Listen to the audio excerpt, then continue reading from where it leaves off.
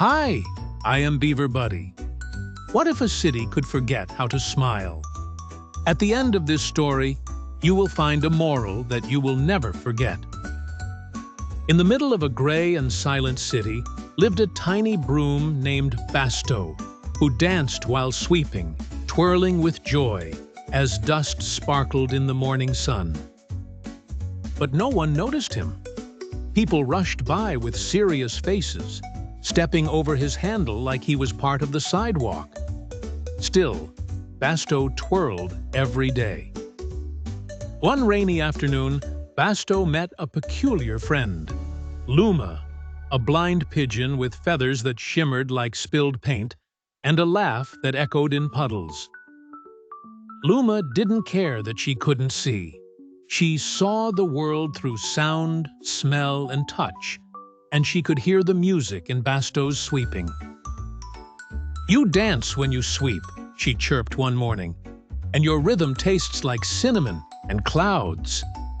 Basto had never felt so seen. Together, they made a team. Basto swept while humming, and Luma danced in circles, flapping wildly and chirping tunes that turned heads. Slowly, something magical happened. Smiles returned to the faces of people who passed by. A giggle here, a curious gaze there. Color began to leak back into the city. Children stopped to watch. A girl with pigtails clapped to their rhythm. An old man tapped his cane in time. Even the silent fountain began to trickle again. The city, once silent, was humming a tune only Basto and Luma could start. Hope returned with every sweep and flap, one speck of dust at a time. But not everyone was happy. Mr. Flint, the building inspector, believed joy caused disorder. "This nonsense brings chaos," he growled. "No more street dancing." He ordered all sweeping brooms to be stored in a cold basement. Basto was dragged away, still humming as his bristles left a trail of silver dust. Luma tried to follow, but the steel door slammed shut. She fluttered helplessly outside, her feathers dulling without Basto's rhythm. Without Basto, the city dulled once again. The fountain stopped. Laughter faded.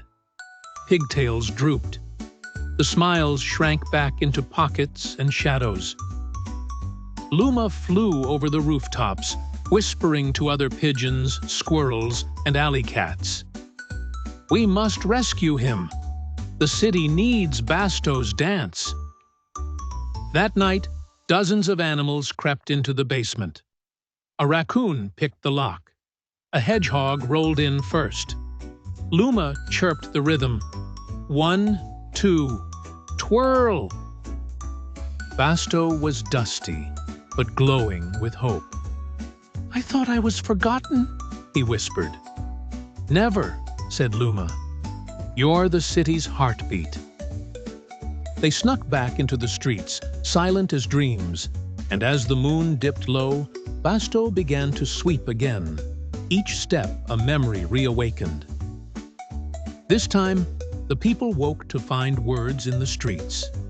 Silver letters traced by Basto's bristles. "Dance the dust.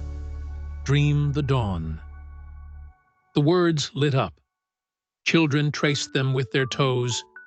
Luma danced above, wings stretched wide like lanterns. Magic was returning. Mr. Flint stormed out in his slippers, furious. But when he stepped onto Basto's message, he slipped. And for the first time in years, he laughed. The laugh echoed through the city like a forgotten song.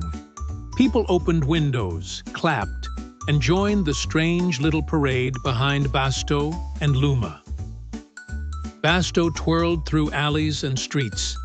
The silver dust rose into the air like glittery wind, brushing buildings with shimmering patterns.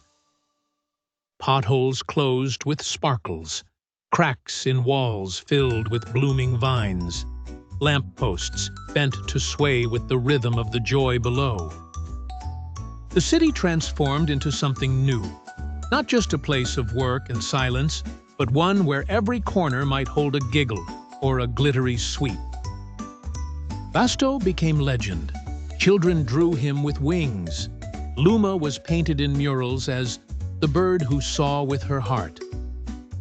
And Mr. Flint? He built the first Joy Square in the center of town, where brooms, birds, and people danced without worry. Luma and Basto now swept through the square every evening, not to clean, but to remind everyone that joy is something we all help create. Visitors from other cities came to see the place where music grew from motion and where a blind pigeon led the way with color in her soul. The city, once gray and forgotten, became known as the city that smiles, all thanks to two small souls who believed in unseen beauty.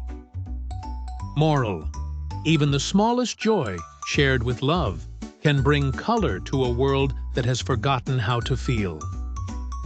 See you soon with more magical adventures, wonderful places, and heartwarming tales with Beaver Buddy.